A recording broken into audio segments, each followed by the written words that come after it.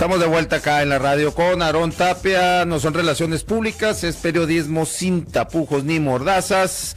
Está con nosotros ya la mesa de los abogados, el doctor en Derecho Raúl Guillén, implementador del nuevo sistema de justicia penal. Bueno, ya ni tan nuevo, ¿no? Pero bueno, el más reciente sistema, el que nos estamos fumando ahorita, pues, ¿no?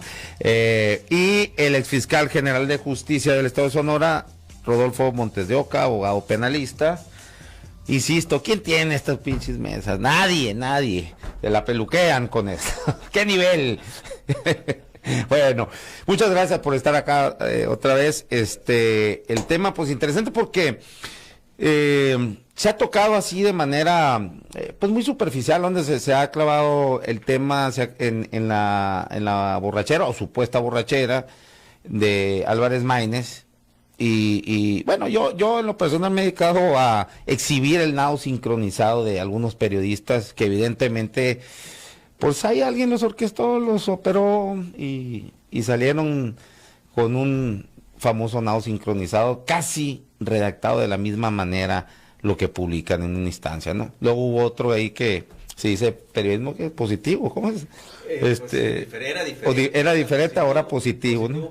Pues ya te la sabes, pero bueno, donde hizo como 20 publicaciones, cabrón. Pero bueno, está bien, ese es otro. Ahorita lo interesante es el tema que propuso aquí Rodolfo Montes de Oca en cuanto a las posibles comisiones de delitos que pudieran haber ahí en ese palco esa noche, ¿no? Desde el tema jurídico. Muchas gracias, Aarón, si me permite. Gracias. Saludos a toda tu audiencia, al Chiquitín, doctor, a ti. Y bueno, sí, fíjate que ahorita como lo mencionabas, yo he escuchado un buen número de opiniones, de editoriales, de hasta intentos o supuestos debates sobre el tema, y honestamente te lo digo que me da un poco de tristeza ver, inclusive a nivel nacional, cómo se ha abordado esta temática o esta situación de una manera, a mí me parece trivial, sí, ligera, por encima, en casos hasta frívola. ¿Por qué? Porque se refiere o se reclama que borrachos, que porque estaban bebiendo, que porque esa no es la manera de hacer campaña, que muy mal ejemplo. Pero a mí me parece que ese evento, esa situación da para un análisis más profundo. Claro, eso no quiere decir exponerlo aquí de una manera muy técnica, muy elevada, muy complicada, no, sino me parece que puede hacerse de una forma que sea realmente trascendente e importante para la ciudadanía. Y para no extenderme más en esta introducción, yo quisiera comentar también de manera breve y de la forma más coloquial posible, y para podernos situar en cuanto a que mi conclusión del adelanto desde este momento, que mi concepto es que sí pudiera haber alguna conducta delictiva del gobernador del estado de Nuevo León. ¿Por el recurso público? No, por su comportamiento. Okay. Su comportamiento, y ahorita lo voy a explicar por qué, y como lo digo, de una forma lo más coloquial posible. Primeramente decirte pues que cuando yo advierto a esta persona en esas condiciones, bueno, pues se me viene a la mente lo que hemos estudiado, quienes hemos estudiado Derecho, inclusive a lo mejor Ciencias Políticas, y muchas veces inclusive en la preparatoria nos enseñan la famosa división de poderes. Y me pregunto, bueno, ¿por qué el Poder Ejecutivo está depositado en una sola persona? ¿Por qué el legislativo en un cuerpo colegiado, el judicial también en un cuerpo colegiado? Y si nos vamos así de manera muy rápida, muy sencilla, a la doctrina aquella de Montesquieu, de John Locke, etcétera, encontraremos que es una razón muy sencilla. Porque la idea es que quien sea el depositario del Poder Ejecutivo sea una sola persona para que pueda tomar decisiones de manera pronta, de manera efectiva, sin titubeos, y de la manera más conveniente para las personas que está representando. Imagínate que si el Poder Ejecutivo, llámese presidente de la República, gobernador de un estado o un presidente municipal, cada decisión que van a tomar cuando se presenta una situación de emergencia, una tragedia o una eventualidad que amerita acciones inmediatas y rápidas, tuviera que convocar a todo un cuerpo colegiado, que tuviera que llamarle al Congreso en ese momento para que se reúnan y determinen y deciden a ver qué medidas van a tomar. No, precisamente esa es la esencia del por qué el Poder Ejecutivo se deposita en una sola persona, para que esa persona tenga la capacidad de una decisión inmediata, efectiva, oportuna y pronta. Entonces, eso lo tienen que tener muy presente y en su mente quienes sean los depositarios de los poderes ejecutivos, tanto a nivel federal, estatal o municipal.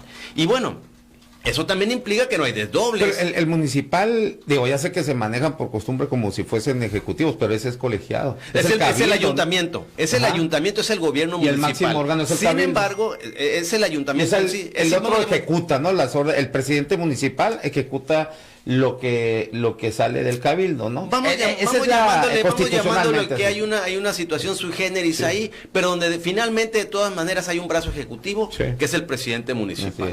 Y quien, de acuerdo a la ley de administración municipal, también tiene una serie de facultades unipersonales en su calidad de presidente municipal, como las tiene el presidente de la República y como las tiene el gobernador del estado. Entonces tienen que tomarse las decisiones, como te digo, de manera oportuna, rápida, sin titubeos. Pero además, otra cosa muy importante, no puede haber desdobles. No se puede decir, bueno, pues soy el gobernador del estado de lunes a viernes y de 8 a 3 de la tarde. Y los sábados es mi día de descanso y los domingos también. 24 horas en esos días, los deberes que me asigno, que me atribuye la Constitución Política de Nuevo León, esos días quedan en paréntesis a esas horas porque yo ese día pues estoy en mi momento de descanso y me puedo ir al fútbol y me puedo tomar mis cervezas, tomando en cuenta, ese es otro punto que quisiera aclarar. No, que no parezca, ni es la intención, ni estoy de acuerdo tampoco en que se satanice, ni que se señale con dedo de fuego a quien está consumiendo una bebida alcohólica. Lo que yo sí quiero hacer notar es que quien ocupe la titularidad del Poder Ejecutivo, de cualquiera de los niveles, tiene que estar muy consciente que las bebidas alcohólicas, por lo menos una o dos, las que sean, tu nivel cognitivo se va a reducir. Claro. La capacidad de decisión que tú tienes, pues lo vimos, o de reacción, el desfiguro, o de reacción que tú tienes cuando estás sin los efectos de una bebida o de una sustancia que altera tu sistema nervioso, es muy diferente. Y la ciudadanía, cuando te elige o decide que ocupes ese puesto, está esperando a una persona 24/7, 365 días del año. ¿Por qué? Porque las tragedias, las eventualidades, los problemas, pero sobre todo, vuelvo a la palabra, las tragedias, esas no avisan, esas no previenen, esas siempre llegan en el momento menos esperado. Y ahí tú tienes que estar completo, física y mentalmente, precisamente para cumplir con ese espíritu de esa disposición de que el Ejecutivo se deposite en una sola persona, para que tú puedas en ese momento tomar esas decisiones de manera oportuna y de la manera más conveniente. Ahora bien, tomando en cuenta ese antecedente del... Con razón el desmadre con Felipe Calderón. Imagínate, bueno, y si tú no analizas los ordenamientos jurídicos en materia administrativa o... vamos a advertir que las leyes orgánicas, bueno, para empezar las constituciones, desde ahí directamente se les asignan una serie de facultades, que por eso luego se habla de que estamos en un régimen presidencialista, porque tienen una gran cantidad de facultades el presidente de la República, los ejecutivos de los estados, los gobernadores, en las constituciones políticas locales y en las leyes orgánicas de administración pública estatal, también hay una gran cantidad de facultades unipersonales que están señaladas a favor de ellos. Entonces, por eso ellos tienen que estar siempre 24/7, 365 días del año en condiciones de poder cumplir o atender esas, vamos llamándole deberes que le establecen esos ordenamientos jurídicos. Y digo deberes por lo siguiente, y aquí ya entramos en la materia penal. En la materia penal hay una figura muy importante que aquí el doctor conoce muy bien, que es la de la comisión por omisión. Es decir, cuando se va a inculpar o a imputar a alguien o a incriminar por la comisión de un delito, no solamente es porque haya realizado una conducta, vamos llamándole positiva, es decir, una acción, sino también puedes incurrir por omisión, por no haberlo realizado. Ejemplos: homicidios. Un salvavidas que está contratado en un hotel y resulta que en el momento en el que está contratado para esa labor y empieza uno de los huéspedes o menor de edad o que está en la alberca, se empieza a ahogar y él en ese momento pues se le ocurrió que estaba distraído tomándose sus cervezas o bien pues lo está viendo nada más, pero no actuó. Él materialmente no fue y lo ahogó, pero el hecho de haber omitido, de haber cumplido con su deber, ya ahí actualiza la comisión por omisión. De no haber cumplido. De no haber cumplido con su deber, actualiza la comisión por omisión, por haber omitido. Sí. Otro ejemplo muy sencillo y clásico. La madre, por ejemplo, que a su bebé, pues ella tiene el deber de alimentarlo y que lo está viendo que se está deshidratando y no hace nada. O amamantarlo, y lo puede amamantar y no lo amamanta y muere de hambre el bebé. Ahí es homicidio de comisión por omisión. Okay. No lo estranguló, no le encajó un cuchillo, pero ella tenía el deber. Tenía el deber y esa se le llama posición de garante. La posición de garante la tiene quien tiene esa obligación, tiene ese deber de realizar una acción para que no se actualice o no se agreda un bien jurídico tutelado, que por lo general en este caso son la vida o la integridad física por unas lesiones. Me voy a ir a un caso muy coloquial aquí, por los cuales procedimientos penales siguen abiertos, tengo entendido, el ABC. Yeah. ¿Qué es lo que sucede? Bueno, pues ¿qué es lo que les imputan o les señalan? Que ellos tenían una serie de obligaciones que cumplir como servidores públicos que estaban previstas en la ley, estaban en posición de garante sus funcionarios y que como no los atendieron, comisión por omisión. Esas lesiones, tú eres responsable también, respondes por ellas, serán culposas, que también en un momento dado pudiera ser la comisión por omisión de manera dolosa. En estos casos es culposa. Tú has comentado aquí el tema, por ejemplo, de San Luis Río Colorado, el famoso Beer House. No conozco la carpeta, pero me puedo imaginar que lo que le pueden estar señalando a estos funcionarios es una comisión por omisión, tomando en cuenta las obligaciones y deberes que les asignan los reglamentos de gobierno municipales y que en su momento no cumplieron. Y que bueno, pues deben de tener un nexo causal entre esa omisión y el resultado, que es la muerte de estas personas. Ahora sí, trasladamos esto al Estado de Nuevo León. ¿Qué dice la Constitución del Estado de Nuevo León, que le corresponde al Ejecutivo? Dice: proteger la seguridad de las personas y sus bienes, así como sus derechos humanos de las personas, a efecto de mantener la paz, tranquilidad y el orden público en todo el Estado. Este es un deber. Él tiene una posición de garante, que es la de proteger la seguridad de las personas. Si en el momento en el que él se encontraba ahí, y en mi concepto pudo haber sucedido muy probablemente, en esas condiciones, en donde seguía siendo el gobernador, en donde estas obligaciones siguen vigentes para él, son deberes que él tiene una posición de garante, y si en ese momento se suscitó un homicidio, alguna lesión en el Estado de Nuevo León, que él, si hubiera estado en ese momento cumpliendo con este deber al 100%, lo hubiera podido prevenir o evitar sobre todo, entonces, y no lo hizo, entonces en mi concepto está incurriendo en este delito de comisión por omisión. En su caso podrá ser lesiones o homicidio, en lo que se haya dado, precisamente en comisión por omisión de este deber que le asigna la Constitución. ¿A qué voy con esto? Que yo creo que no hay que tener muy clara la ciudadanía y sobre todo quienes aspiren a acceder al servicio público, pero muy en particular al Poder Ejecutivo, porque el Poder Legislativo y el Poder Judicial es otra cuestión muy diferente. Ellos tienen otro tipo de deberes, por eso hice la introducción en cuanto a que los titulares del Ejecutivo tienen que ser una sola persona y estar en sus 5 sentidos, permanentemente. De otra manera, si ellos consideran que los sábados, que los domingos, que las vacaciones van a hacer un paréntesis, van a desdoblar su personalidad, se van a abstraer y en ese momento ya no van a ser titulares del Ejecutivo, no, pues mejor que no entren al cargo. Para complementar el comentario sobre la investidura que es 24/7,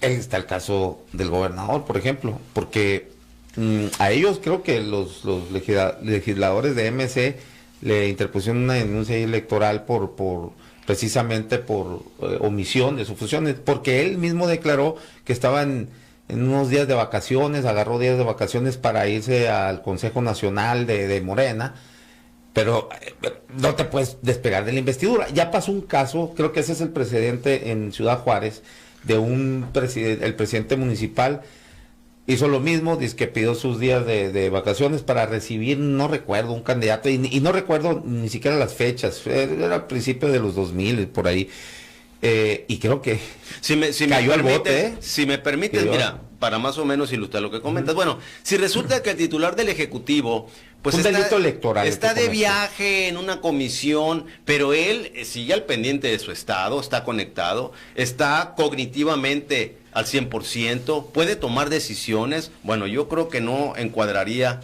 en esta situación. Pero anda en actos de proselitismo, por lo menos de su partido. Entonces, sí, aquí lo que lo que yo quisiera ilustrar es sobre esto. Tú imagínate o ponte en una situación, un escenario como este.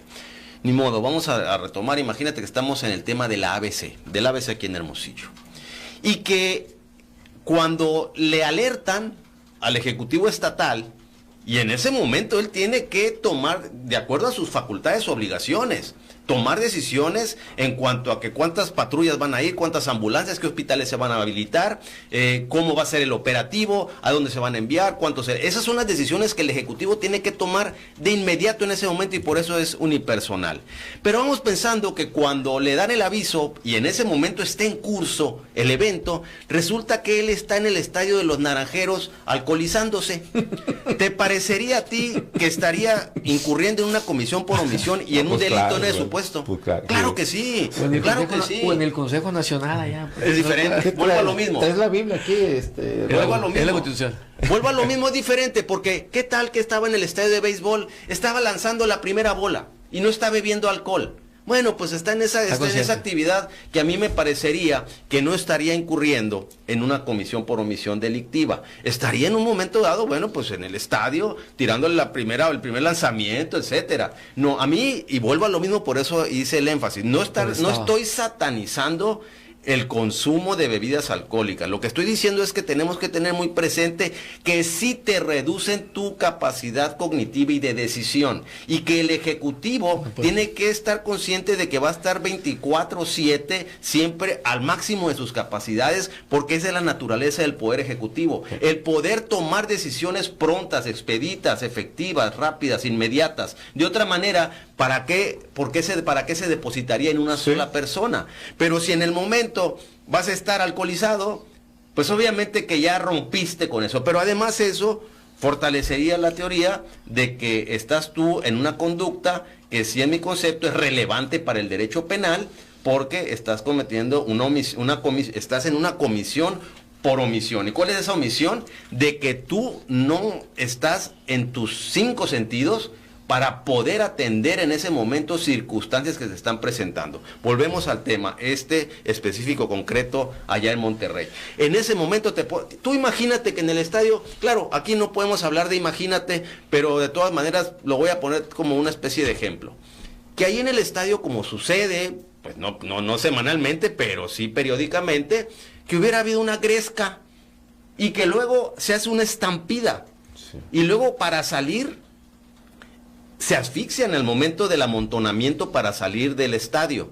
Allí el Ejecutivo está dentro de sus facultades, él tomar medidas, decisiones, pero ¿cómo las iba a tomar estando en esas condiciones en las que se encontraba bajo efectos del alcohol? No estoy diciendo que estuviera cayéndose, tambaleándose, pero las simples bebidas que estaba tomando ya le reducen su capacidad de decisión. Y entonces en mi concepto ahí sí estaría actualizando, otra vez vuelvo a lo mismo. Si hubiera habido pérdidas de vida, homicidios, y él en su calidad de autor en comisión por omisión. Pero bueno, no se dio en ese momento, afortunadamente para él.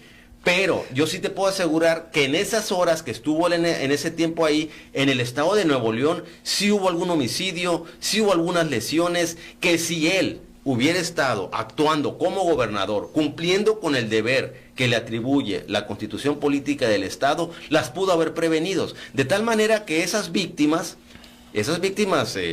vamos llamándole indirectas, de quienes fallecieron, o las víctimas directas que sufrieron lesiones, porque esta persona estaba distraída y no estaba cumpliendo con su deber de haber prevenido eso, bueno, lo pueden denunciar penalmente. Y acá nos pueden contratar en un momento dado, con todo gusto. Sí, ¿cuál es tu...? Yo tengo otro enfoque totalmente diferente, ¿no? Otros datos. Comparto parcialmente lo de mi querido amigo. Lo cierto es que hay un principio de taxatividad y eso obliga a que la conducta tiene que cuadrar en el tipo penal. Dile nomás a la gente que acuérdate que no todos somos taxatividad. Lo que pasa es que para que se pueda cometer un delito, tu conducta tiene que cuadrar en la descripción. Esa es la taxatividad. En la descripción, sí, en el Código Penal, ¿no? Entonces aquí no pasó eso, o por lo menos no se sabe hasta ahora, ¿no? Pero a mí lo que me llama mucho la atención y quisiera darle otro enfoque. La Ley General de Materia de Delitos Electorales señala en el artículo 11, fracción cuarta, proporcione apoyo, y luego viene una O, o sea, proporcione apoyo, o preste algún servicio a un precandidato, partido político, coalición, agrupación política o candidato, sea que lo haga por sí mismo o a través de sus subordinados en sus horarios de labores. Volviendo al tema, ¿tienen los gobernadores un horario de labores específico en la ley? No. Yo también creo que es 24/7. ¿eh? Una vez que llegas a ese cargo, definitivamente es muy complicado separarte, ¿no? Entonces, bueno, si nosotros analizamos lo que dijo el gobernador Samuel García en relación a cierto candidato a la senaduría, que ahorita tú estabas expresándote de él, por cierto, pues la verdad es que se puede entender implícitamente y forzadamente, si tú quieres, pero una especie de apoyo, ¿no? Cuando dice, pues lo voy a decir, ¿no? Así lo dijo, no sé si mal. Ándale, no tengas miedo. ¿Cómo lo dijo? No ¿Cómo, te va a cómo decir lo dijo? nada del señor, como le dicen. No, ¿cómo lo dijo él, Samuel? Samuel dice... No, pero ¿cómo? No sé, que no, dice es Maines, que no, el que dice... Bueno, los dos ahí participan. Uno como candidato a la presidencia de la República se refiere a un senador, a Malo Fabio, y también Samuel hace referencia, ¿no? Obviamente con un pronunciamiento denostativo, ¿no? ¿Qué es lo que no me acuerdo es que son palabras dinosaurio o algo así. Sí, eso es lo que dice, ¿verdad? El Samuel García. Te la vas a no sé, ¿no? Ese es el, pero ese fue Maínez, ¿no? Bueno, el punto es que de alguna u otra manera eso se puede interpretar, ¿sí? Como una especie de apoyo, ¿sí? A un partido político, ¿no? Y ahí sí, en mi opinión, por lo menos sería discutible la posibilidad de aplicar este artículo 11, sí, porque se trata de figuras de competencia federal, ¿no? Estamos hablando de senadurías, estamos hablando de un candidato a la presidencia de la República y eso es competencia federal, y le aplicaría la Ley General en materia de delitos electorales, por lo menos en mi opinión, de manera, si ustedes quieren, forzada, y obviamente aquí me hace ruido el principio de taxatividad que tienen que cuadrar perfectamente, pero la palabra apoyo es muy general, ¿no? Dice, proporcione apoyo. Pues un apoyo de alguna manera es un apoyo, ¿sí? Porque estás denostando, ¿sí? A un candidato opositor y se puede interpretar de esa manera, ¿no? Proporcione, es la fracción cuarta del artículo 11 de la Ley General en materia de delitos electorales y lo dejo sobre la mesa. Proporcione apoyo o preste algún servicio a un precandidato, partido político, coalición, agrupación política o candidato, sea que lo haga por sí mismo o a través de sus subordinados en sus horarios de labores. Entonces, para mí podría, de manera ahí, por lo menos debatible, ¿no? Y me llama la atención, y ya para cerrar, el día de hoy de manera casuística, desayunando, miré un comentario por ahí de un ex senador donde decía, bueno, el presidente hace unos días dijo que había mandado las reformas, este paquete de reformas. ¿Qué senador? ¿Es actualmente? Ex senador, me dijiste. Uno que está ahorita fuera del país. Cabeza de vaca. Ricardo Anaya. Ok. Ricardo Anaya, que independientemente... Pero ya amarro pluri, ¿viste? Sí, ya, claro. Va a venir así hacen todos, todos, sí. todos. Uno se va de la víctima. Pero bueno, el punto es este. El punto es que dice Ricardo Anaya que el presidente Y también está muy debatible, dice que envió este paquete de reformas constitucionales porque vienen los tiempos electorales.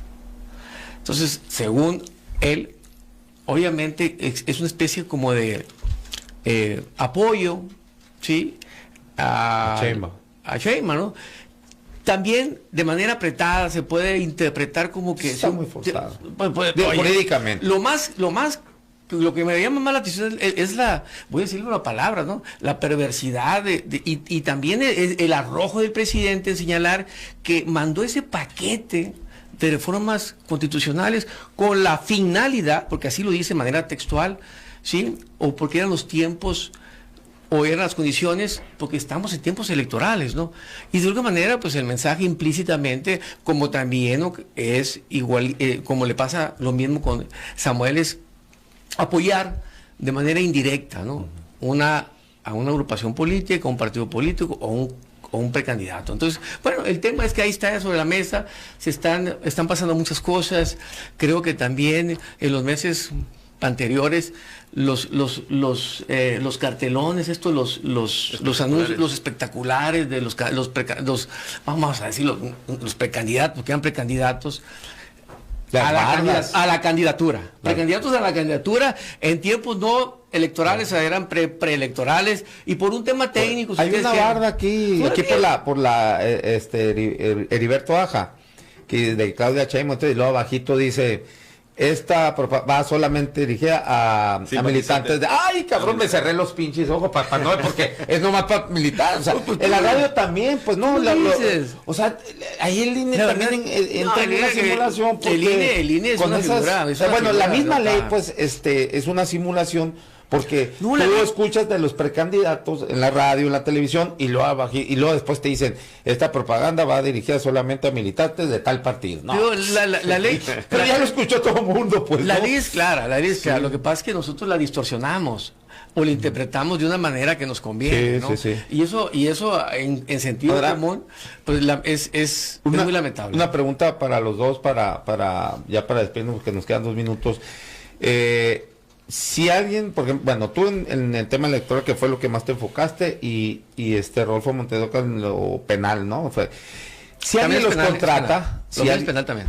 Bueno, sí, pero es de parte de lo electoral, ¿no? Electorales. Y Rodolfo, pues parte de las obligaciones y las responsabilidades que tiene el gobernante.